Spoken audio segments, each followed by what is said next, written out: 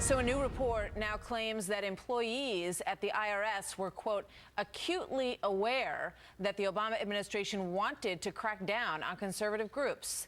A House committee released this 2010 agency staff report saying, quote, as prominent politicians publicly urged the IRS to take action on tax-exempt groups engaged in legal campaign intervention activities, the IRS treated Tea Party applications differently. Applications filed by Tea Party groups were identified. They were grouped due to media attention surrounding the existence of the Tea Party in general, is part of the findings in that report. And joining me now, Congressman Darrell Issa is the chairman of the House Oversight and Government Reform Committee behind this report. Good to have you with us, Congressman. Thank you for being here. Thanks for covering this important issue. Clearly, free speech was attacked by the IRS, and that's what our report shows. And quite frankly, that's what the public needs to know. So, of course, your critics will immediately say there's no link to the White House in this report. Your report does not find any connection or any directive that came from the White House to separate out these groups for more intense scrutiny. Well, you know, when the president shook his finger and chastised the Supreme Court in the House, the well of the House, during a State of the Union speech over Citizens United, he began a process of making it very clear that he had a problem with the court's interpretation of free speech. And as he and others began to show that they were offended by what the Tea Party was saying, in other words, he respected free speech if progressives said it, but not if conservatives said it, because that speech was hate speech. I think he set up a situation that we can show the IRS was sympathetic to. Their discovery, their targeting, their denying due process to Tea Party groups had everything to do with what they said, not their right to say it. Did you find, sort of any one person, Lois Lerner, one of her deputies, we've also heard about the lawyers in Washington, who was sort of guiding this group in Cincinnati? Because as you're well aware, it's the IRS's contention and Lois Lerner's contention and the White House's contention that these were just a couple of rogue agents who decided, well, we heard what the president said. He doesn't like these groups, and we better separate them out.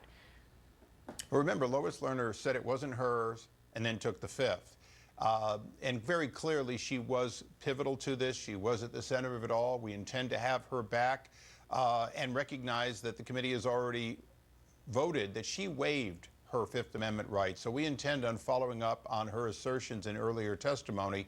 But she wasn't alone. And one of the challenges we're going to have is to get each of the individuals in, all of whom appear to be in Washington, and find out who they talk to outside of the IRS. And it's more and more clear that they received information both publicly and privately into Washington IRS, and they acted on it. And I think one important thing is the people in Cincinnati, even if they had wanted, and Carter Hall and others wanted to move these applications forward, recommended their approval, they were not allowed to do so.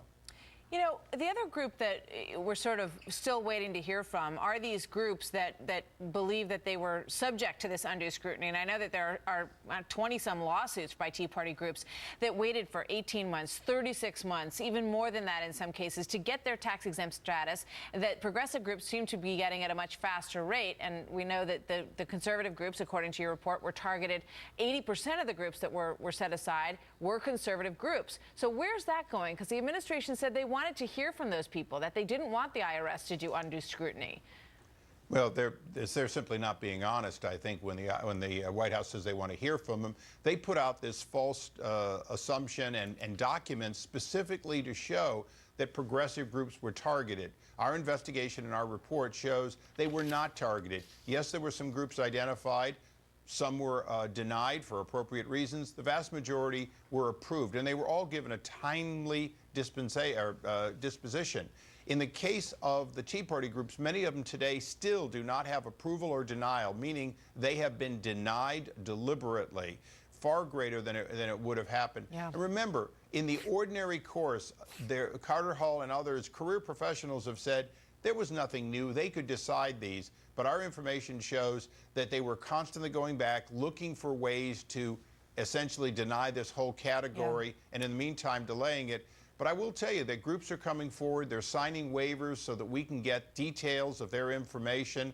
And our expectation is our committee, to a great extent, will be representing Tea Party groups in getting to the truth for them. We remember the questions they were asked: who do you pray for? What kind of books do you read? All part of the process to, just make sure that they weren't moving through the system. They were delayed in the system. I think that is pretty clear from all the testimony that we've heard. I do want to get your thoughts on this Benghazi Accountability Review Report and the new findings on that, because it does appear that the people who were in charge of overseeing personnel, Patrick Kennedy, Elizabeth Dibble, at the State Department, were never asked any questions about why they would have not given extra security when they were asked for it at the consulate in Benghazi.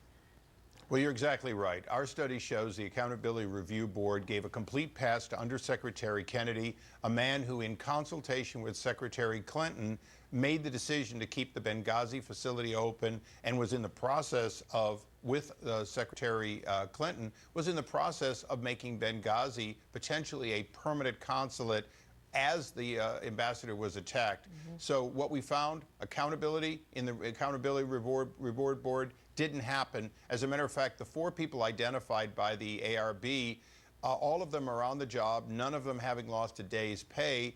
So literally, even the 4 they identified were not held accountable. All right, and we do know that Patrick Kennedy will be testifying, not to your committee, but to another committee at the top of the hour.